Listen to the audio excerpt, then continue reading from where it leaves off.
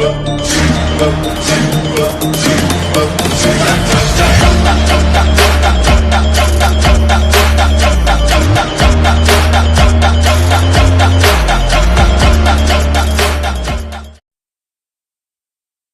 datang di channel Pandemen Bosan Aji.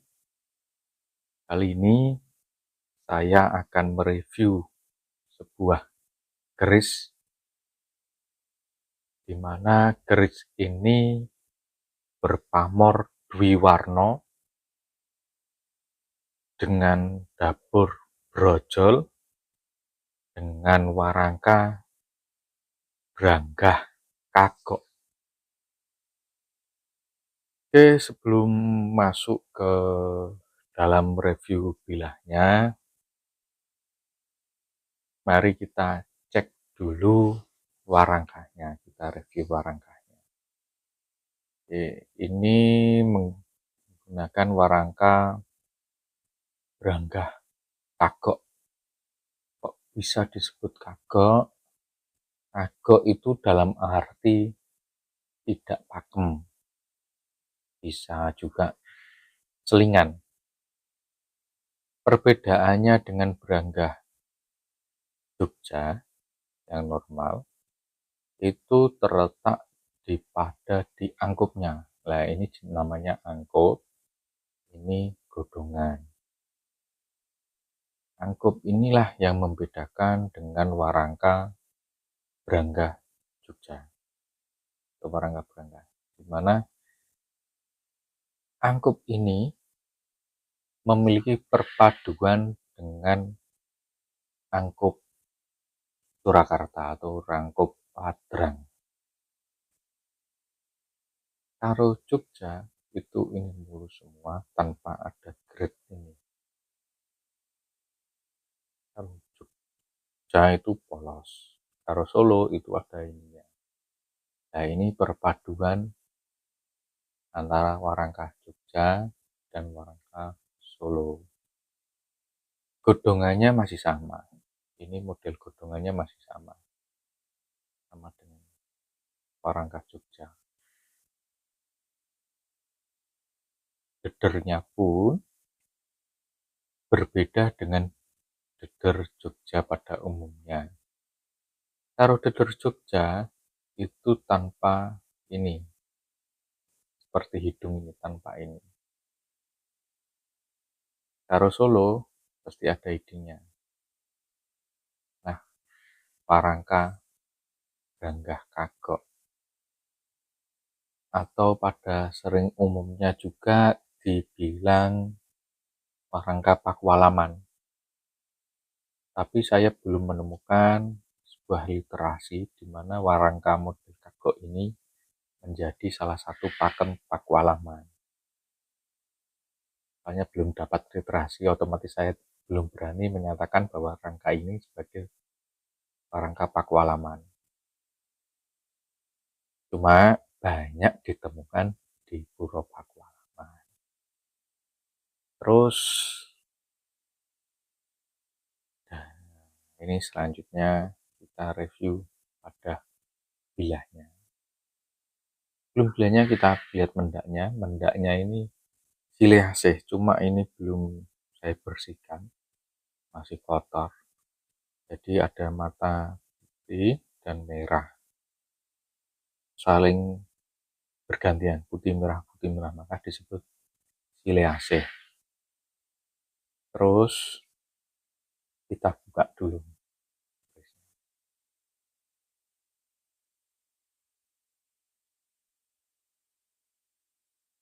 Inilah kerisnya. Kerisnya berdapur brojol dengan pamor dwiwarna. Kenapa bisa disebut dwiwarna? Dikarenakan ada dua macam pamor.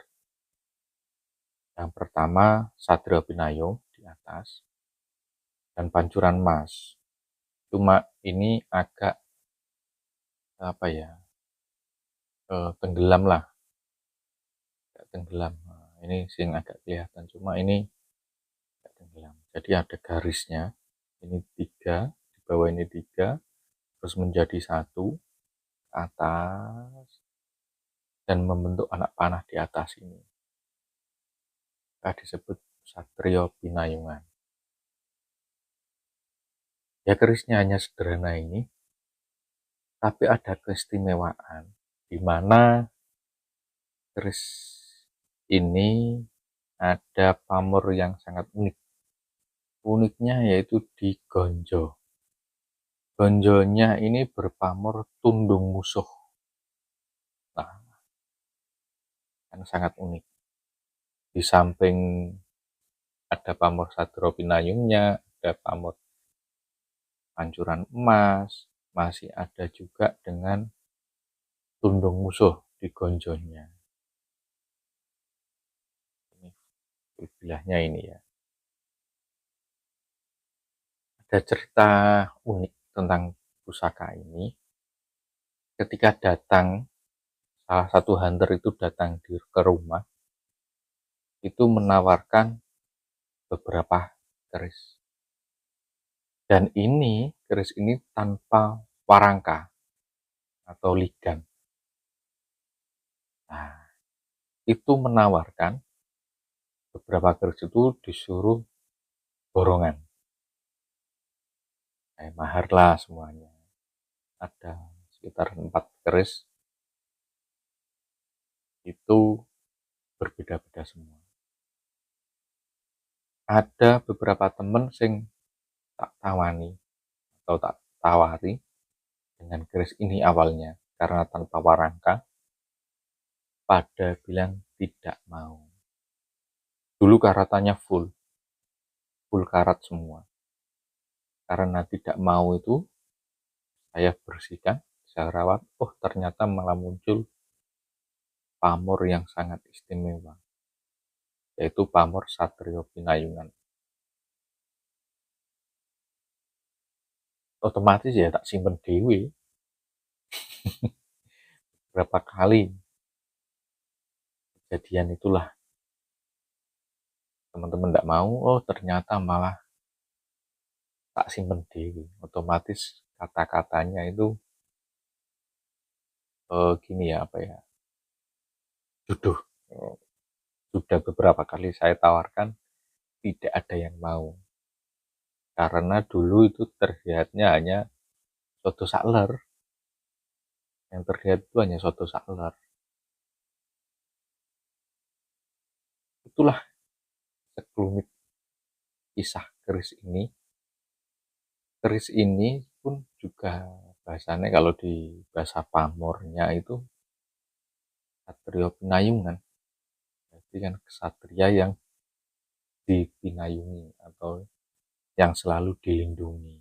Ini memiliki arti juga kalau sebagai pemimpin itu harus mengayomi anak buahnya. Di samping mengayomi,